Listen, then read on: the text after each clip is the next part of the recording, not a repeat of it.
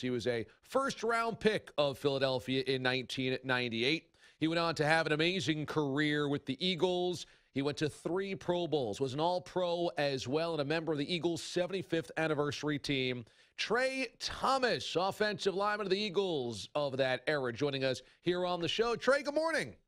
Good morning. How's everybody? Doing great, my man. Thanks so much for joining us. And that was such an interesting time for the Eagles because you were there as the build began. Andy Reid got there, and then you guys started going to the playoffs year after year. But you couldn't break through a lot of NFC Championship game losses. You finally got through in 2004.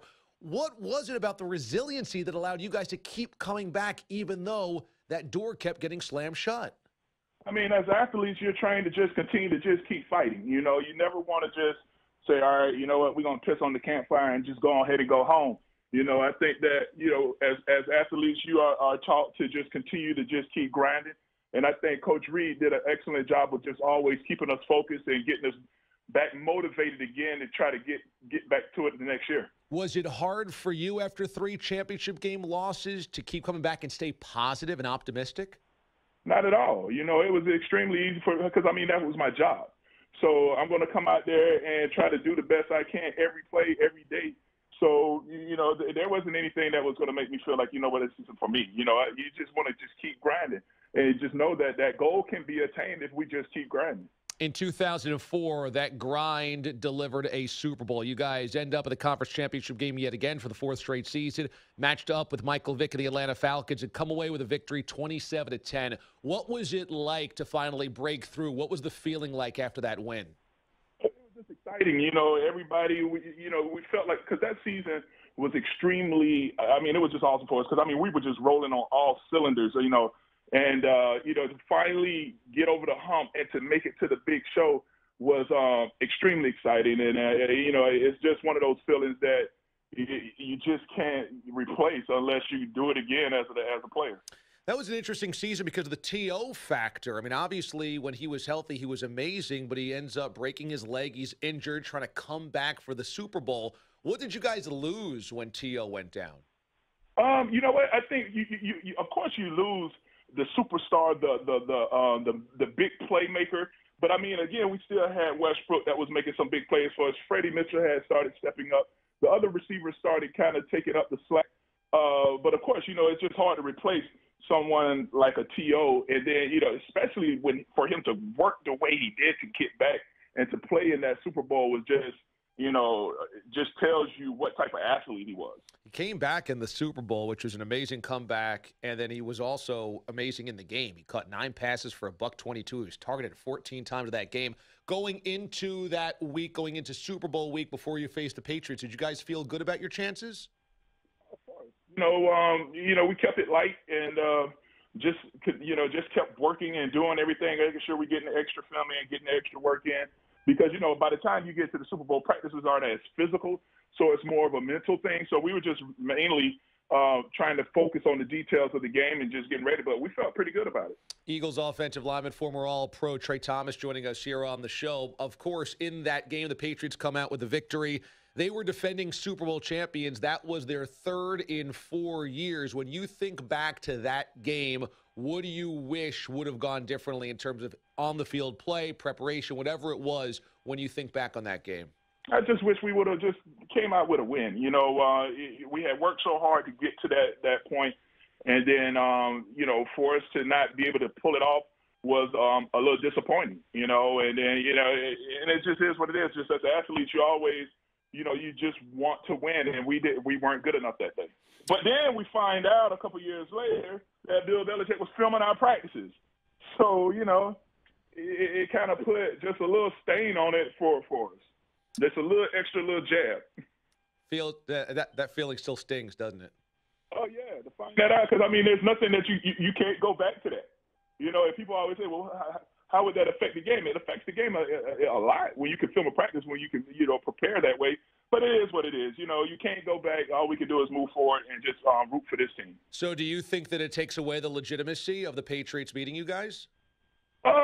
You know, if that's what you were doing to get that win, I would think so, you know, because you're giving yourself an unfair advantage. But, you know, I mean, it is what it is. This organization has done stuff that's kind of in the gray area before and continued.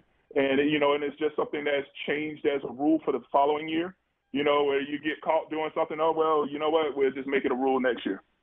So I feel like you guys are in an impossible situation as athletes, because if you complain about that, you come off as a whiner or an excuse maker. But the fact I'm not is, whining about it, and not complaining about it. It just is what it is. And so that's what I feel. I feel like you guys are absolutely right. That is an illegitimate championship, way to win a championship. But when you guys talk about it, then people say, oh, they're just making excuses. Just accept the Patriots, that they're better than you. I feel like you guys are in an impossible situation. Do you feel like that? Oh, yeah, man. You're always going to be judged a certain type of way, and people are going to feel a certain type of way. But it's cool, man. We didn't get the win. It is what it is, and we've moved on from it. So right now, all I do now is just focus on just watching my guys and supporting them and just enjoying it from the fans' perspective and just enjoying being in the environment. So when you look at the Patriots' run of success of the dynasty, do you roll your eyes and say it's illegitimate? It's not as good as it seems on paper? Not at all, because, Belichick is a great coach, man. And I think that, when you look at, some of the stuff, I wish as a coach I would have thought of some of the stuff he was coming up with, it just is what it is. I think he's an amazing coach. They've done an amazing job out there to continue to always be in the hunt and to make it to this is their 8th Super Bowl appearance, So, he's done a heck of a job with his staff and also with the scouting and just everything that goes into it to be the captain of a ship that's continued to end up at the big dance every year. Former Eagles offensive lineman and All-Pro Trey Thomas joining us here on the show. So you mentioned your coaching. You were on the staff with Chip Kelly when Nick Foles had his amazing season. 27 touchdowns, I believe it was, against just 2 interceptions. What a run it was for Nick Foles. What did he do so well that season, and can he recapture that for this game? I think he was playing with confidence at that time. And, and you can start to see that now. Those first couple of games, when you're stepping into the role of coming out from being a backup quarterback and you're thrown into the fire like that because of an injury, sometimes the timing is off and, you just feel a little bit unsure yourself just because you haven't been working with the ones as much, with the receivers as much.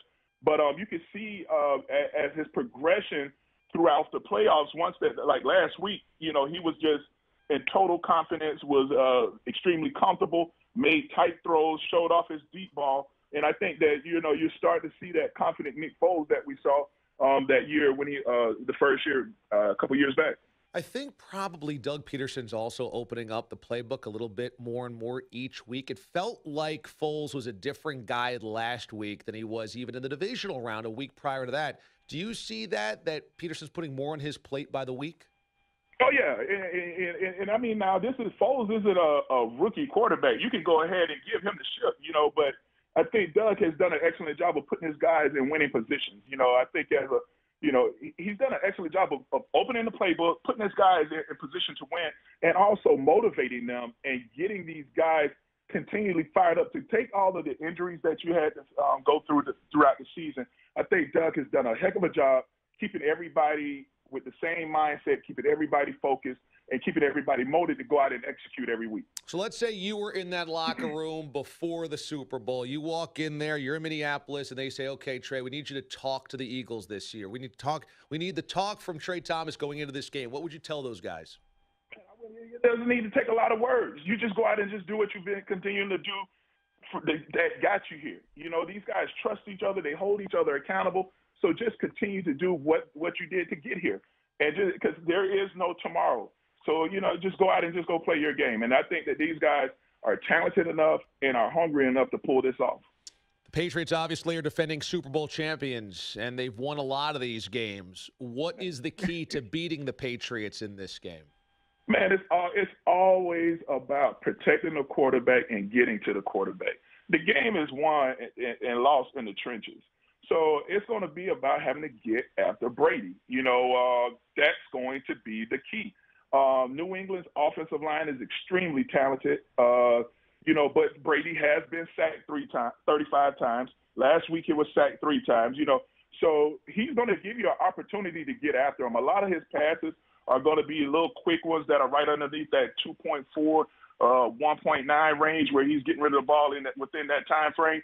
But there are going to be a couple of times where he holds it a little longer to try to get a little deeper throw, and that's when our defensive front needs to win. Is it possible that the Eagles win in the trenches on both sides of the football because their defensive line is so good and their offensive line is so good? Can they win on both sides of the football next Sunday? Absolutely. I believe that this defensive front, especially, I'll start with our offensive front. I think right now our offensive front is really clicking. To go up against Minnesota last week, who was supposed to be one of the top defenses, and hang 31 points on them, I think was just out of this world. You rushed for over 100 yards, passed for over 300. Foles was only sacked one time, and which was a sack that was given up because Lane Johnson got tripped by one of his own teammates.